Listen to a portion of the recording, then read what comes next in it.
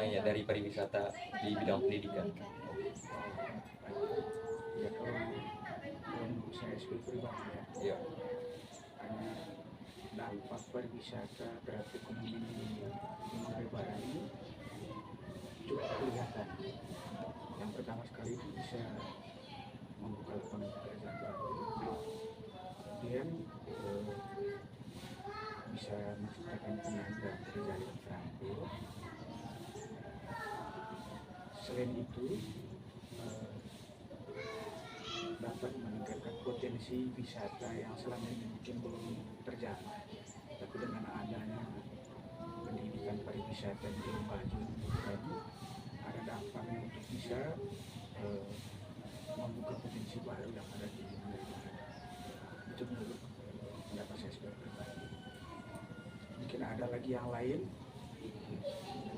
termasuk bisa meningkatkan daerah di dampaknya.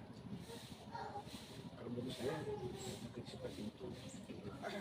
Kemudian ini masukannya untuk ini iya saran atau masukan untuk Saran untuk meningkatkan ya baik. Kalau kebetulan saya juga profesi sebagai guru, akhirnya mungkin tingkatkan sosialisasi ke sekolah-sekolah, karena belum semua sekolah yang tahu bahwa di Labuan Bajo ini ada perguruan tinggi, belum ada perguruan tinggi. Jadi mungkin itu harus ditingkatkan sosialisasi ke setiap SMA atau SMK. Kemudian mungkin yang lebih dibantu saya itu sekali-sekali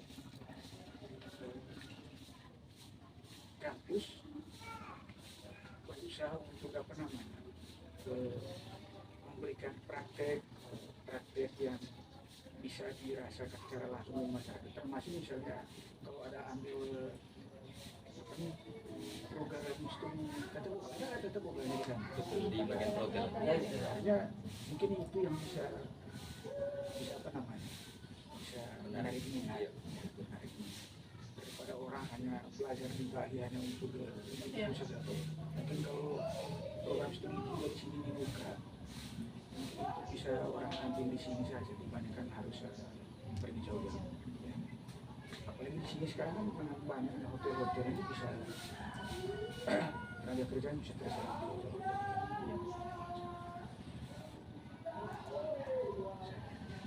mungkin namanya Ya, betul. Nama saya Pak Arno. jadi kami mau bertanya tentang dampak pariwisata terhadap perekonomian, lebih khusus bagi travel agent untuk dipertanyakan. Dampak pariwisata terhadap perekonomian lebih khusus yang travel agent. Sebenarnya begini, kalau berbicara tentang dampak ekonomi dampak pariwisata terhadap ekonomi masyarakat lokal, khususnya yang travel agent, sebenarnya dampak yang paling pertama dirasakan itu adalah travel agent. Jadi pasang surutnya pariwisata itu yang paling tahu dampaknya itu adalah travel agent, karena travel agent yang paling pertama, artinya garda terdepan pariwisata itu adalah travel agent. Jadi tentu dampak dari pariwisata itu sendiri itu adalah ketika pariwisata itu bagus, maka travel agent pun akan hidup, ya. Tapi kalau pariwisatanya lagi lesu, maka perekonomian, terutama teman-teman yang bergerak di bidang pariwisata, khususnya juga yang travel agent, pasti akan hidup. Jadi kehidupan orang travel agent atau kami yang bergerak di bagian pariwisata yang travel agent yang mengatur perjalanan wisata ini, itu sangat akan dirasakan ketika adanya pasang surut dari pariwisata itu sendiri. Contohnya kemarin pas COVID, ya. Pas COVID itu adalah satu peristiwa yang paling menakutkan untuk pelaku pariwisata, ya. Jadi ketika ada COVID, semua pelaku pariwisata akhirnya banting setir karena dampak perekonomiannya sangat dirasakan, terutama para pelaku pariwisata. Kurang lebih begitu jawaban. Ya. Mungkin ada saran atau rekomendasi? Masukannya untuk Masukan, yang ya. berikutnya lagi untuk pemerintah, untuk masyarakat. Masukan untuk teman-teman pelaku pariwisata dan kalian juga sebagai penerus pariwisata itu sendiri, bahwa pariwisata itu tidak selamanya enak, ya, tidak selamanya menguntungkan. Bisnis apapun itu ya, itu semua bisnis itu tidak selamanya menguntungkan. Pasti ada yang namanya pasang surut. Maka untuk menjawab tantangan itu, yang pertama disiplin. Ya, disiplin itu banyak. Disiplin dalam bertingkah, ya, atau disiplin dalam waktu, disiplin dalam keuangan, ya, dan disiplin manajemen yang lainnya dalam kehidupan kita sehari-hari. Contohnya begini, disiplin dalam mengatur manajemen keuangan misalnya. Nah, ketika pariwisata itu kan ada pasang surut. Misalnya di Labuan Bajo ini ada high season, ada low season. High seasonnya misalnya, let's say it start from Mei lah, ya. Mulanya dari Mei. Nah, itu sampai Agustus atau the beginning of September. Jadi itu kan musim ramai. Artinya keuangan itu lebih bagus dibandingkan musim sepi. Maka kita harus mengetahui itu sebagai momen kita supaya kita bisa save lebih banyak untuk supaya kalau bisa talangi nanti di musim sepi. Saran yang lain itu, kalau di pariwisata kan memang kita bergerak di dunia pelayanan. Artinya pelayanan itu jangan sampai budaya rumahan kita itu dibawa serta dalam pelayanan kita. Misalnya begini, kebiasaan kita misalnya disuruh untuk melakukan ini terus ditunda-tunda, itu jangan dibawa dalam dunia pariwisata, karena kita bekerja di dunia hospitality, keramah-tamahan, kita bergerak di dunia pelayanan, maka kita harus memberikan pelayanan yang prima, yang maksimal dalam artian, kalau misalnya kamu janjian ketemunya jam 10, maka kamu harus berada di lokasi sebelum jam 10, biar orang yang janjian dengan kamu itu tidak menunggu lama, ya, gitu. Dan yang lain-lain sebagainya. Banyak saran, misalnya yang pelaku pariwisata, terutama untuk kalian yang generasi penerus, belajar banyak dari teman-teman yang sudah berpengalaman, belajar banyak dari teman-teman yang atau kakak-kakak yang sudah jam terbangnya sudah tinggi, supaya kalian bisa merubah apa yang perlu dirubah. Artinya kebiasaan-kebiasaan dari rumah, kebiasaan-kebiasaan yang keseharian yang kalian lakukan itu mungkin nanti akan berbeda dengan realnya dunia pariwisata itu seperti apa.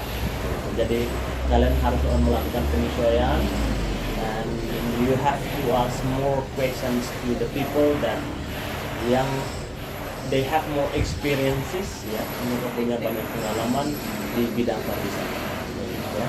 Ada banyak hal yang perlu kalian pelajari tentang dunia pariwisata, dunia pelayanan. Ya, itu kalian harus banyak-banyak bertanya dan banyak-banyak belajar. Ada lagi? Mungkin pertanyaan penutup. Ya. Jadi di pariwisata kan ada istilah pariwisata balas dendam. Mungkin itu sangat berpengaruh pada perekonomian, mulai dari bidang khususnya bidang travel agency. Mungkin Bapak pernah mengalami, selain dari COVID-19 itu, balas dendam dari pariwisata yang mengakibatkan perekonomian travel agency Bapak. Balas dendam dalam artian bagaimana? Dalam perikatan ekonomi, ya. Mungkin dari 2018 itu kan COVID, mungkin ada yang lain Pak dari COVID itu yang menghambat travel agent Bapak? Oh gitu. Sebenarnya begini, kalau dari kalau pariwisata itu penghalangnya kemarin memang COVID itu. Yang lain kan bisa bencana alam, situasi politik atau hal-hal yang lainnya. Tetapi kalau dari sisi travel agent sendiri, bebannya kita adalah teknologi itu semakin tahun semakin berkembang. Nah, yang kami sebagai pelaku pariwisata yang bergerak di travel agent kan harus melakukan penyesuaian. Dulu kan marketingnya yang tradisional, ya misalnya face to face, artinya itu harus ketemu langsung dengan tamu segala macam. Walaupun misalnya dulu hanya pakai email saja. Perkembangannya semakin ke sini, platform digital itu kan semakin banyak. Ada WA lah, ada Instagram lah, ada TikTok, atau mungkin ada yang baru di dalam. Maka sebagai pelaku pariwisata harus melakukan penyesuaian apa yang lagi tren sekarang. Misalnya untuk marketingnya, apakah marketing melalui Instagram atau platform digital lainnya, misalnya melalui Google atau melalui Facebook, dan apakah itu lebih maksimal atau tidak. Ketika kita tidak bisa melakukan penyesuaian, maka kami akan kalah dengan generasi baru atau generasi pemula yang kemampuan digitalisasinya lebih bagus. Ya. Kemampuan digitalisasi dalam artian begini, kemampuan dia dalam memasarkan produknya melalui dunia online lebih bagus. Habis itu mungkin gaya bahasa yang digunakan untuk marketingnya lebih bagus. Nah, kami misalnya teman-teman pelaku pariwisata senior yang bergerak di travel agent mungkin masih stuck di cara-cara lama. Maka itu adalah salah satu tantangan. Jadi harus melakukan penyesuaian, penyesuaian dari setiap perkembangan yang ada. Ya. Jadi ya memang pasti setiap masa itu ada tantangannya masing-masing. Dulu di tahun 2010 saya masih ingat bapak-bapak yang sudah senior di pariwisata ini kan mereka totally cari tangannya di jalan. Jadi belum ada dunia. Tourism itself is amazing, but every tourist should be aware of how to behave. Oh, you said economy, right?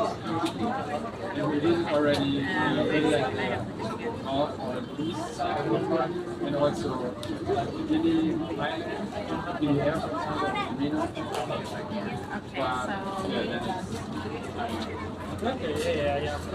Tourism on the economy is itself a good thing because I would say for countries like Indonesia, you can that they can get a push in the way of the economy. But also, as we've seen in the past, this is sometimes also a very delicate topic because when something happens that affects tourism, for example, any kind of financial crisis or virus like COVID-19, then the whole economy is shut down immediately. So yeah, it's, I would say, one very important factor for a country like Indonesia, but it can be the other one because this one it's very dangerous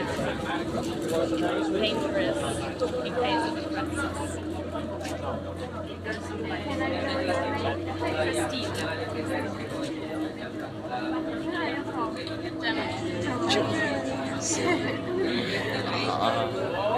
Okay, thank you for your time. I hope you enjoy your stay in the country. That's all. Thank you so much. Nice to meet you.